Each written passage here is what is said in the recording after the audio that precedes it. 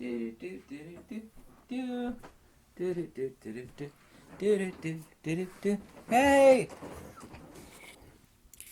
Should probably never wear a striped shirt again, right?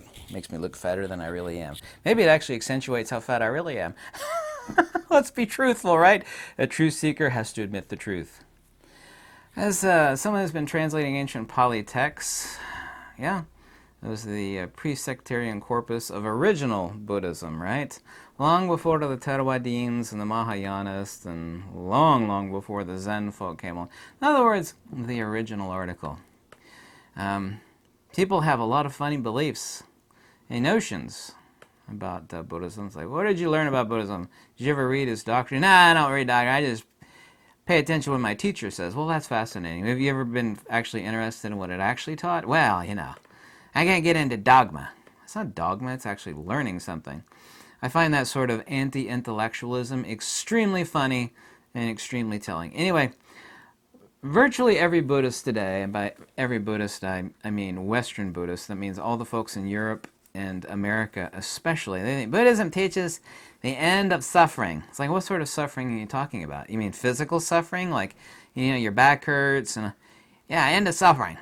It doesn't teach any such thing. There's no such passage in Doctrine, yeah, referring to the pre-sectarian corpus, yeah, which is the Digha Nikaya, Majjhima, and Gottara Nikaya, Kodaku Nikaya, specifically Dhammapada Pali, Udana, Iributaka, Sagatavagga Pali, first book of the Samyutta Nikaya.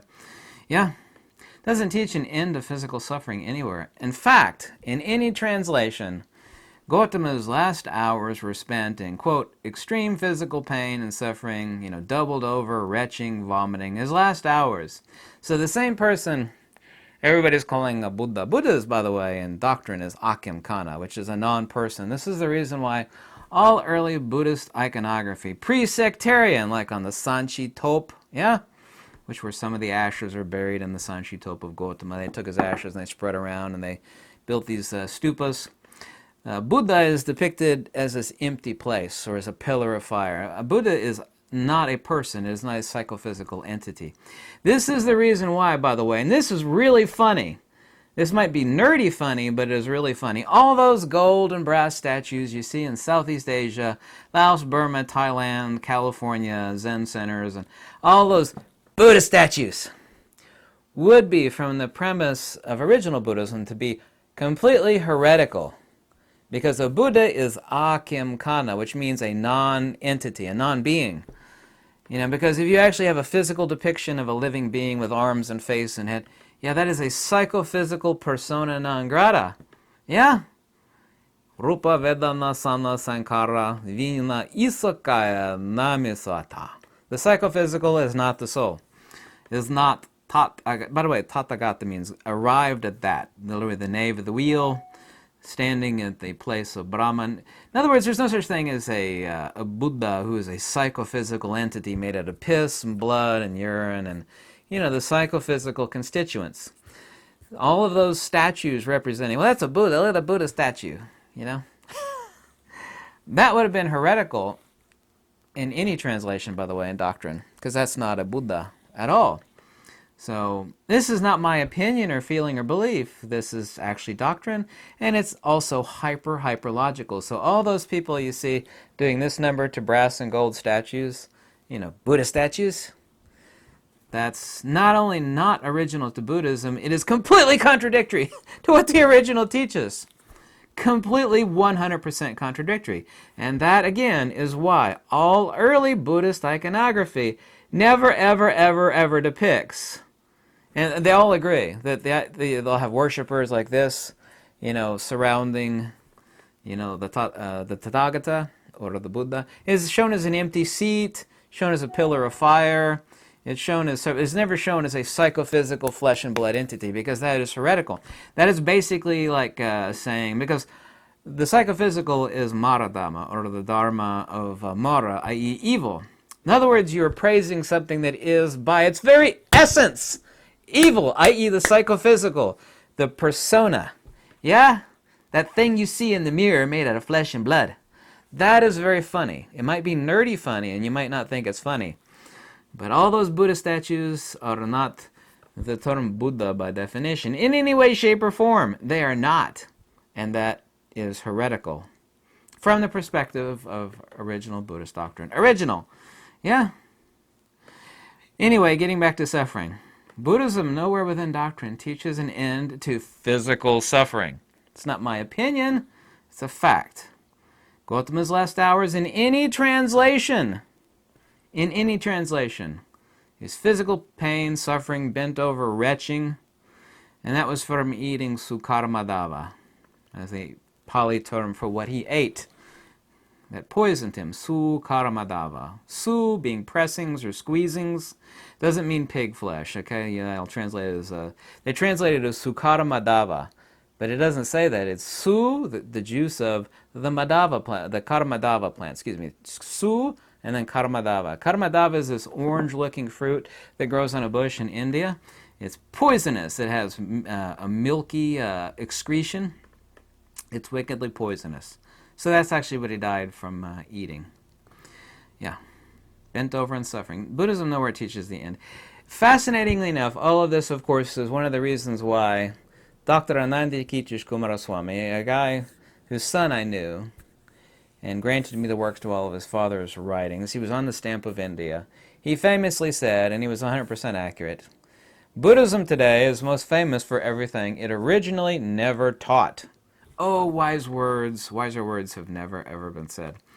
If you type in Anatta or Anatman in a Google search or Bing search, it says, Anatta means no soul, and Buddhism is different than Hinduism because Buddhism teaches that there is no soul. Literally, you'll find 100,000 websites to say this, and it is not only illogical, nonsensical, it is non-doctrinal. I know all 576 occurrences of the term Anatta. There is nobody on this earth, whether you think that's egotistical or not, that knows more about that term than I do. Its context, its usage, I know every single, all 576 of them. I do. Nowhere does Buddhism teach that there is no soul. Absolutely nowhere. It teaches this is not the soul, that is not the soul. This is via negativa. This is apophaticism. This is neti, not this. This is not the soul, that is not the soul. Neti, meaning not this, not that. Buddhism, nowhere in doctrine, absolutely nowhere, it teaches that there is no. It says the soul is the light, the dipa, the only refuge, attaka so saranam gatika. Atasarana ananna. Why am I speaking ancient Pali? Nobody knows what the heck I'm saying. Teaches that it's the only word it's called eternal, or nicham is the soul. So, literally, Anandakirti Kumaraswamy was 100% correct, and then some. Buddhism is most famous today for everything it originally never taught. Never taught the end of suffering. All those Buddha statues are not Buddha by definition. It does not teach that there is no soul. Absolutely doesn't teach that anywhere. Actually, suvimutta chittasanabannam. Nirvana is the thoroughly liberated chitta. Chitta is the Pali word for the nous. Yeah, you know the Greek word nous, which is also the Latin for spiritus sancta. Consciousness, empirical consciousness in Pali is vijnana.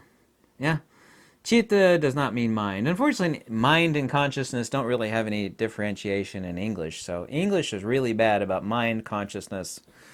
Unfortunately, they all kind of reflexively point to the existential brain, made out of jello. So, there's your metaphysical lesson for the day. I pause before saying this, that if you want to learn what Buddhism is not, all you have to do is listen to someone that's a Buddhist tell you about Buddhism. Because they don't know it all. My favorite retort, in having debated them for decades and decades, literally, is, and this makes them really mad instantly, is that, that's very interesting at all, what you just said, but I'm only interested in what Buddhism actually teaches. Not your opinions, your feelings, your beliefs, or what you're taught by your master. I'm interested in actually what it does teach. Not your hyperbolic, sectarian, nutshell belief system, which is fine for you. I don't care what you believe or don't believe. I'm not trying to convince anybody of anything. None of that interests me. You just said a bunch of stuff about Buddhism that's actually not in the teachings itself. Because if we're to say that Buddhism is A, B, C, X, Y, Z, then this should be based in what it actually did and does teach. Yeah, the original stuff. Well, that's old stuff. We got to change with the times. Well, metaphysics and, the teachings thereof, they actually have a point of reference. And it's called sola scriptura. We can't invent something completely holy. Well, this is Buddhism. I sit in a zafu, and, Buddhism is about blanking out your mind and seeking emptiness, and it's about the elimination. Well, that's all interesting, but that's not Buddhism. Well, sure it is. That's what I was taught. No. It doesn't say that anywhere in the teachings. Well, how would you know? Well, I don't know. I've been translating the ancient teachings now for decades. Yeah. There's not a single person that's ever bested me in a debate on the topic, because they can't.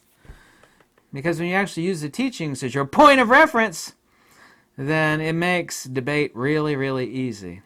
It's well, let's arrive at the truth of something. We're going to make a statement about Buddhism. Let's actually talk about what it actually teaches. Not about what your Zen master said or what HHDL said. I don't know if you know who HHDL is. All your views and pontifications are fascinating, but what about what it actually did teach?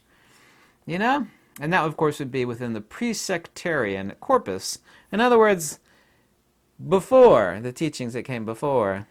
Well, we don't know how old that stuff is. Yeah, we do, because on the 13th Pillar Edict of King Ashok, which is dated to roughly 400 BC, no later than 400 BC, probably a little bit earlier, it mentions the Panch Nikaya, or the five Nikayas, an ancient Brahmi Prakrit. I don't know if you know what the Pillar Edicts of King Ashok are, but they're essentially the second oldest writings in India. The first oldest writings are also in Brahmi Prakrit on the funeral topes, ceramic jars that are actually found buried, with Gautama's ashes. Anyway, that's the oldest. The oldest example of Sanskrit, by the way, is only dated to the 3rd century CE of the Saddharma Pundarika Sutta. 3rd century CE, i.e. AD. So anyway, there you go. Here's your lesson for the day on the original stuff versus stuff that not only is it not original, it's completely illogical. So I hope you liked this video. Yeah. Knowing stuff is cool, isn't it? Isn't it neat when you know stuff and you listen to other people? It's that's fascinating what you just said, but it has nothing to do with the truth. It doesn't back up. It's not backed up by doctrine. In fact, it's contradicted by saying, well, doctrine is dogma. Well, it's what are we making reference to? You're talking about Buddhism, right? Well, sure I am. I'm talking about Buddhism. It's well, if you're talking about Buddhism, then what you're talking about should be referenced in its actual teachings, but it's not. Well, you see, we actually have to have a frame of reference, a thread, a point upon which to stand. When we're going to discuss something or debate something, we have to have a frame of reference, a point of launching. My launching point is the actual teachings. Your launching point is a bunch of sectarian hooey and stuff that you read in little silly paperback books. Find your inner peace. Those little pop psychology books? The New Age stuff. You know exactly what I'm talking about. New Age stuff. It's all about peace and stuff. It's about burning sandalwood and, being kind to your neighbor. That has nothing to do with transmigration, the elimination thereof, transcendence, disobjectification with empirical reality, which is unreality. Wow, you're just full of info, aren't you? These were so reminiscent of the debates that I've had over the decades. Anyway, hope you like this video. Catch you later. Bye.